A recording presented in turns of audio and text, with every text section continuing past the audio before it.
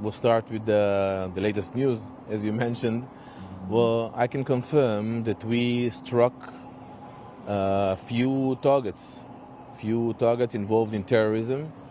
We still don't have any BDA for those targets. Once we will have, we will publish them. So far, it's too early. It's too early to know what happened there. Ali Khamenei, the supreme leader of Iran, is an archi-terrorist. He was archi-terrorist. He led the Iranian regime intentions to destroy Israel. He said it many times in the last few decades, for many years. When he said he's going to throw Israel into the fire of hell, we believed him. He not only said those things, he acted and did whatever he could in order to fulfill it. So he was the head of the snake. He was the head of this regime, and fortunately he's dead now. This guy, he funded and trained Hezbollah in Lebanon. He funded and trained Hamas in Gaza, the Houthis, and also his militias around the region. So, and it's important to mention that he's the one who is responsible for the massacre of the 7th of October. This guy is responsible for that. They trained and equipped Hamas, and they had this vision of destroying the destruction of Israel, and they did whatever they can in order to do so. So we are not sad now that he is gone. We did it. We are working in an amazing, unprecedented cooperation with the United States military, with the United States Armed Forces. The cooperation between us in the American military is amazing. For many years, we share the same values, and recently it only improved. We have mutual planning and mutual even executing for the plans in Iran and beyond. Now, regarding this operation, I cannot share many details, unfortunately, but it was a mutual operation. The Israeli Air Force struck this target early Sunday morning, Israeli time or Iran time, and of course we are working in coordination with the American military.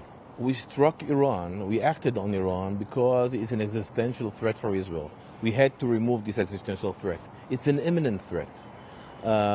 They are producing nuclear weapons. They are producing missiles in an amount that is already an existential threat for Israel. You see what happens around us. So in Israel, in the last few days when they started hitting Israel, they are hitting civilians and trying to target civilians and kill as many as they can. So Iran is posing an existential threat for Israel, and we cannot live with this threat. So our goals when we launched this operation were to remove this existential threat. Now the targets are the air-to-air missiles and their missile project and their nuclear project.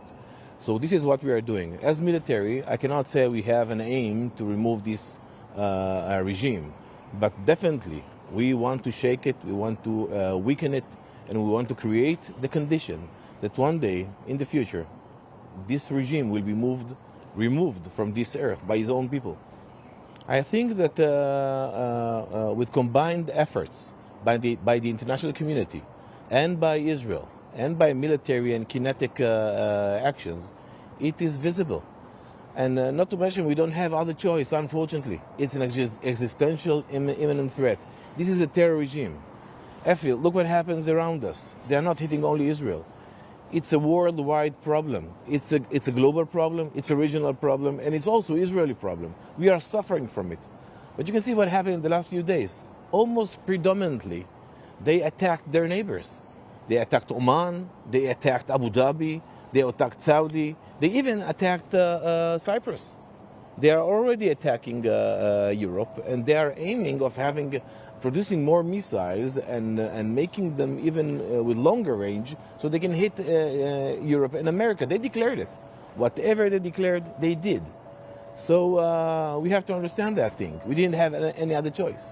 In the last few years, let's say since 2021, when the Abraham Accords took place, that made a very important change in this region. Israel was never part of this region. We thought we were part of Europe. Since the Abraham Accord started, We are having good relations with our neighbors. Actually, it started with Menachem Begin and Anwar Sadat back in 1979 when we started the peace treaty with Egypt, and then Jordan followed, and the Abraham Accords in 2021 brought to us an amazing cooperation with our neighbors. We are part of this region now, and the cooperation is good. The military cooperation is great. Some of the things are overt and some covert. I cannot share whatever we are doing with them, but again, Iran, I think the understanding that Iran is a regional threat is clear to everyone now. And our neighboring country understand that as well. Now, since it's not only a problem of the region or for Israel, and it's a global problem, it's a problem of the United States of America as well. Those guys, Hezbollah, how many Marine soldiers they killed? How many American soldiers they killed? How many ships they drowned? They are posing threat to the Red Sea. They are posing threat to Egypt by stopping the crossing in the Suez Canal, the Aqaba port in Jordan. The move of naval ships in the Suez Canal dropped in 90% since the Houthis started shooting at ships in the Bab el-Mandab Straits. So it's a problem. It's a global problem. It's a terror regime. They are acting all over the world. And again, we had to act. The cooperation is great, is very good. Some of the things, unfortunately, I cannot expose now, but we will one day. This is a 1 billion question, I cannot share these details with you. I will tell you one thing. We wouldn't go into this, we wouldn't launch this campaign if we knew we are going to pose a threat for our own people. We have our interceptors. We have enough to defend ourselves. And it's important to say that the defense of Israel is not only the launchers or our air defense systems. Our air defense systems have proved to be the best in the world. The Iron Dome and the Arrow systems and so on and so forth. But it's not only those systems. It's also the effort, the huge effort that is being made now as we speak on the skies of Iran. When our Air Force, our airplanes are hunting and destroying every missile launcher they find. So along the time, those launching into Israel will drop. We also have the brave and very responsible behavior of the Israeli population who knows how to behave in those situations. And fortunately, it will not bring into any casualties.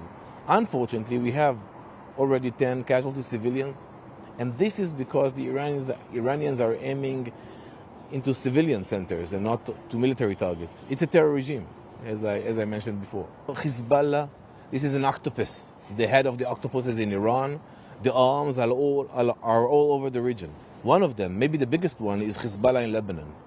Since the ceasefire in Lebanon, we have been hitting in Lebanon almost daily because Hezbollah has, they are not acting according to the ceasefire agreement.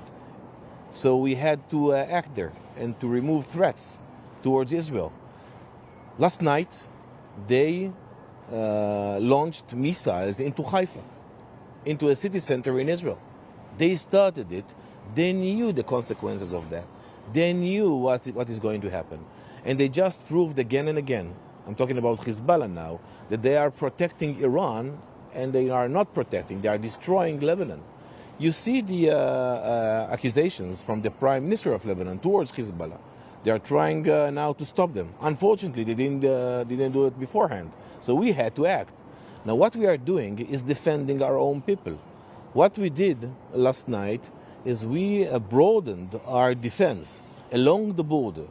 We took the high grounds and are defending our civilians in our villages.